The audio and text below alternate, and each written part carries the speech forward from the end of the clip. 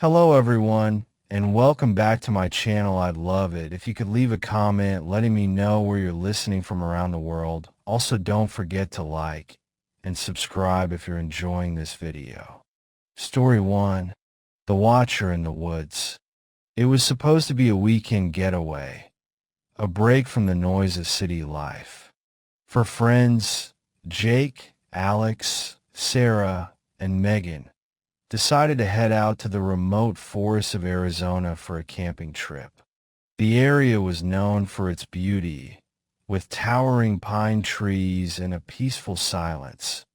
But the locals had warned them about something else. Skinwalkers, they said, dangerous, shape-shifting creatures who wandered the woods at night. But the group laughed it off. Old legends, superstition.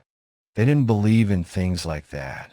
On the first night, after setting up camp and eating around the fire, they turned in early, exhausted from the hike. The forest around them was eerily quiet, and the air was thick with the scent of pine and earth. As they lay in their tents, the sounds of the forest seemed to lull them to sleep. Then came the rustling. At first, it was faint, like a gentle breeze moving the branches. But soon, it grew louder, like something or someone was moving through the underbrush. Then came the growls. Low, guttural, not the kind of sound an animal makes. Jake, always the brave one, was the first to get out of his tent. Probably just some wild animals, he said, trying to reassure the others. It's nothing. But as the growls continued, they all felt it, the hairs on the back of their necks standing up. This wasn't normal. They huddled together, waiting for the sounds to fade away. But they didn't. After what felt like hours, the rustling stopped, and so did the growls. They all breathed a little easier, but no one slept well that night. The next day passed uneventfully, but when night fell again, the air seemed thicker. They were all on edge now, unable to shake the feeling that something was watching them. Around midnight, it happened. Jake was gone. It wasn't clear how or when he had disappeared, but his tent was empty. His jacket, shredded, lay by the edge of the woods. The group called out for him, searching the dark forest, calling his name until their throats hurt. There was no answer, just the distant sound of the wind rustling the trees. Then, just as they were about to give up, they heard it. Help me. It was Jake's voice, but there was something wrong. The voice didn't sound like it was coming from deep in the woods. It sounded close, too close, like it was right outside their tents. Help me, please.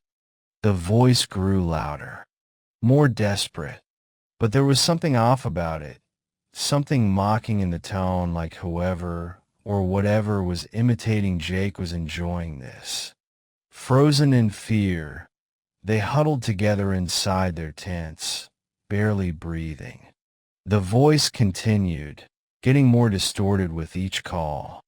They could hear the branches snap, the twigs crunch, as if something was moving around them. Suddenly, a shadow passed by the campsite. It wasn't a normal shadow. It shifted, twisted, like it wasn't even human. The shape moved with an unnatural fluidity, its edges stretching and warping, as though it was both there and not there at the same time. They didn't dare look outside. The voice stopped, and for what felt like hours, there was nothing. The wind died down, and the forest returned to its usual, oppressive silence. Morning came, but Jake didn't. With the first light of dawn, they ventured into the woods, the heavy weight of dread pressing down on them. There, in a clearing, they found him. Jake's body. But it wasn't Jake anymore. His body was twisted and mangled, as if something had torn through him with brutal force. His eyes were wide open, staring at nothing. Around his body, a circle of deer bones was carefully arranged, placed in a pattern that felt deliberate, unnatural. The blood froze in their veins as they realized the truth. The Skinwalker had been watching them, waiting for the right moment, and now it had taken one of them. The rest of the weekend was a blur. They packed up quickly and left, not daring to stay another minute in the cursed woods. The ranger station at the park entrance didn't offer any comfort. No one seemed surprised by the tale of the missing camper. People vanish in those woods, the ranger had said with a grim look. It's the Skinwalkers. They've been there for centuries. They never spoke about it again. But every year, when the winds of autumn blow through the pines, they can't shake the feeling that something is still watching them, waiting just beyond the trees. Story 2. The Shape-Shifting Neighbor. The new house was perfect for the Jensen family. Nestled in a quiet town in New Mexico, it was the fresh start they'd been longing for. The sun-drenched hills surrounding their property gave it a peaceful, almost magical feel. But it didn't take long for things to get strange. Their neighbor, Mrs. Calloway, was an elderly woman who lived in the house next door. She had an unsettling way of watching them. Her eyes never seemed to blink, always fixed on the family as they went about their daily routines. She would wave from her porch with a smile that never quite reached her eyes, and yet there was something oddly comforting about her presence. At least, that's how it felt at first. Over time, the Jensens began to notice strange occurrences. At night, windows that had been carefully locked during the day would be wide open, as if someone had been inside. Footprints would appear outside the house. Big, heavy ones, like something massive had walked across their yard. They couldn't explain it. They would search the grounds, but the tracks never seemed to lead anywhere. But the creepiest part? It was their daughter, Lily. Lily, only 6 years old, started mentioning a man she saw late at night, standing outside her bedroom window. She described him as a tall figure with glowing eyes that seemed to pierce through the dark. "Mom, the man is back," she'd whisper, clutching her teddy bear tightly. Her parents, of course, dismissed it as a child's imagination, but something about the way she spoke made their blood run cold. They would check outside every time, but there was never anyone there. One evening, Mrs. Calloway invited them over for dinner. "Come, come," she said in that soft voice of hers, the one that always made you feel both welcomed and uneasy. "It's a special treat. I'll make your favorite." The family hesitated but agreed. They sat at her worn wooden kitchen table, the air thick with the scent of something too sweet, too rich. Mrs. Calloway poured them drinks, something strong, something they couldn't quite place. It was when she began to talk that things took a turn. Her stories were strange, about people she had known, places she had been, things that felt wrong. And as she spoke, her eyes seemed to grow darker, her voice a little more distant. Lily was the first to notice it. She looked up at her mother, her small hands trembling. "Mom," she whispered. "Her face, it's changing." At first, they thought it was just the dim light playing tricks on their eyes. But then it happened again. Mrs. Calloway's face began to shift. her features warping, stretching, until the smooth, aging skin became something twisted. Her lips curled into an animalistic grin, sharp teeth visible in the dim light. Her eyes glowed a deep, sickly yellow. And then, in a split second, her body began to change too. Before they could react, Mrs. Calloway grew taller. Her back hunched as her arms elongated, claws extending from her fingertips. Her body twisted, turning into something that could no longer be mistaken for human. It was something monstrous, a hulking, hideous thing, covered in matted, dark fur, with a face full of malice. Her eyes burned with an otherworldly hunger.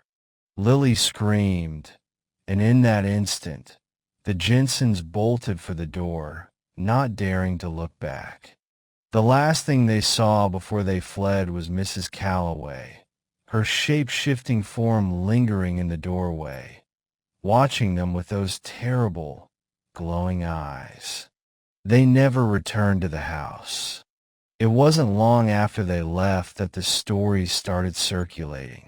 The locals spoke in hushed tones about Mrs. Calloway. They said she was a skinwalker, a creature cursed to take the form of animals, or worse, people. She had been living in that house for years, practicing dark magic and drawing strength from the fear of others. The strange behavior, the glowing eyes, the way she seemed to always know what was happening around them. It was all part of her twisted power. The Jensens never spoke of Mrs. Calloway again, but they didn't need to. The nightmare of that night lived with them, lingering like a shadow, reminding them that sometimes the things we least expect, the things that seem harmless, are the most dangerous of all. And they would never forget the shape-shifting neighbor. Story 3. The Skinwalker in the Desert. Thomas had been driving for hours, the road stretching out before him like an endless ribbon of asphalt. The desert of northern Arizona was vast and silent, its emptiness almost suffocating. He was heading to a small town for a business meeting, but the sun was dipping low, and he realized he'd driven too far. The only choice now was to pull over and rest for the night. He'd be more than an hour out of his way if he tried to make it to the town in the dark, and the thought of trying to navigate those empty roads in the pitch black didn't sit right with him. He parked his truck just off the road, the engine's hum fading as he shut it off. The only light came from his truck's dim headlights and the thin, pale moon hanging above him in the clear desert sky. The world around him was dead quiet. He climbed into the cab, leaning the seat back and closing his eyes, hoping to get a few hours of rest before continuing his drive. But sleep didn't come easy. After what seemed like only a few minutes, Thomas was jolted awake by a sound, a soft, scratchy noise against the window. It was a slow, deliberate scrape, almost like claws against glass. His eyes snapped open, heart racing, and he froze, straining to listen. The noise stopped for a moment, then started up again, faint but clear. His gaze shot to the window, and he saw something, a tall figure, standing just beyond the range of his headlights, at the edge of the desert. At first, it looked like a person, but something about it didn't seem right. The figure was too still, too unnatural. Thomas could barely make out the shape, but he could see that it was tall, taller than any person he'd ever seen. Its skin, what little he could make out, looked strange, like it was stretched and pulled tight over its bones, leathery and dark. His breath caught in his throat as the figure moved, slowly, deliberately, stepping closer to the truck. And that's when Thomas saw its eyes.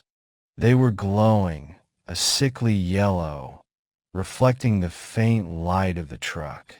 They seemed to pierce through the darkness, locking onto him, as if it knew he was watching. Fear slammed into Thomas's chest. He couldn't explain why, but every bone in his body screamed at him to leave. Without thinking, he slammed the key into the ignition and started the truck, the engine roaring to life. His hands shook as he put the truck in drive and pressed the pedal to the floor. But just as he began to pull away, he heard something that made his blood run cold. The figure wasn't standing still anymore. It was moving. It was following him. At first, it ran on two legs, the way a person would, but its movements were jerky, unnatural. As Thomas sped down the road, he dared a glance in the rearview mirror. The figure was gaining on him, running faster than any human could. But as he watched, its form shifted. It was no longer just a man. It morphed into something else, something monstrous. Its arms and legs elongated, its back hunched. It became more like a wolf than a man, with massive claws and fur that seemed to ripple in the moonlight. Thomas's heart raced. He couldn't look away. The thing in the mirror was still changing. The creature's body shifted and stretched, becoming more grotesque, more inhuman.